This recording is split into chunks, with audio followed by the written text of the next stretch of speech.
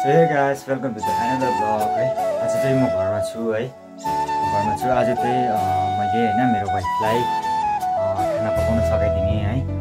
अन्त भिलेज लाइफमा हैन खानाहरु कसरी पकाउँछ हैन तपाईहरुलाई एक्सप्लोर गर्ने छु देखाउने छु है।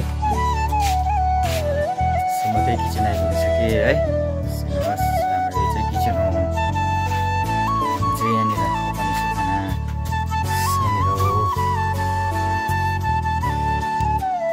सो अहिले भने चाहिँ हैन मैले यहाँ यो भात पकाउने हैन डेक्चीमा हामीले भात लगाइसकेको छौँ है। यो माटो चाहिँ किन लगाउँछ भने तपाईँको धुनुमा सजिलो होस् हैन, धुनुमा सजिलो हुन्छ हैन। अब यो आगोमा तपाईँको भाँडा कालो हुन्छ त्यो नहोस् र धुनुमा चाहिँ सजिलो होस् भनेर हामीले लगाउँछौँ है यसरी।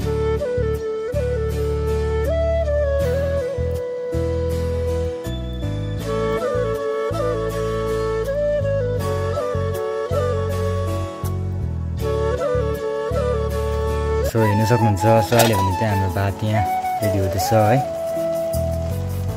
र यहाँ चाहिँ मैले दाल बनाउन आँटेको है। र हेर्न सक्नुहुन्छ है दालको लागि चाहिँ मैले पनि प्याज लसुनहरू सबै रेडी गरिसकेको छु है। सो अहिले भने चाहिँ मैले दाल बस्न आँटेको है। म चाहिँ फर्स्ट अफ अल यो जिरा हाल्छु है दालमा चाहिँ। हल्का फ्राई गर्छु।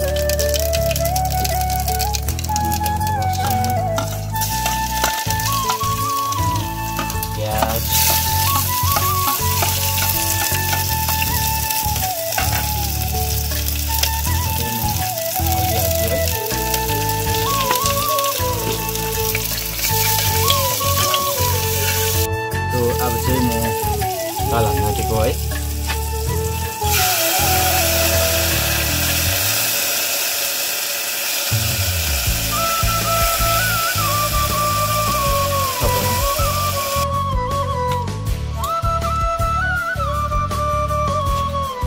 सो अहिले भने चाहिँ मैले दाल बसिसकेको छु है। अनि यहाँ मेरो भात पनि रेडी भइसकेको छ है। सक्नुहुन्छ।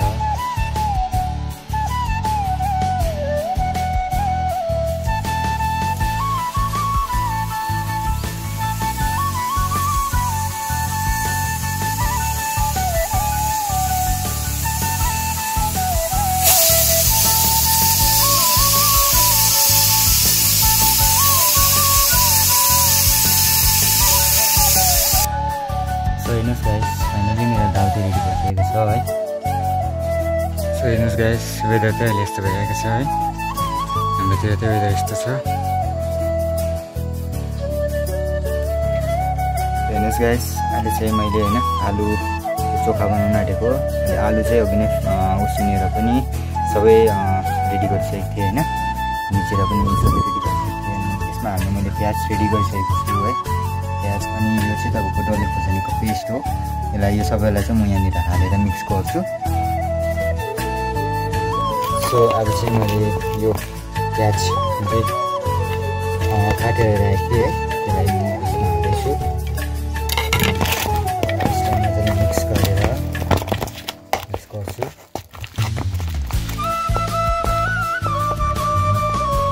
जुन चाहिँ मैले डल्ले खोर्सानीको पेस्ट भनेको तपाईँलाई चाहिँ म यहाँनिर हाल्छु। फाइनली गाइस हाम्रो चोखा चाहिँ रेडी भइसकेको छ। हेर्न सक्नुहुन्छ हो। सो फाइनली हाम्रो खाना चाहिँ रेडी भइसकेको छ है। अब चाहिँ हामी खाना लागेको। सो हाम्रो खाना चाहिँ रेडी भइसकेको छ है। अब चाहिँ हामी खाना लागेको। फाइनली अहिले चाहिँ हामी खाना खाइसकेर होइन।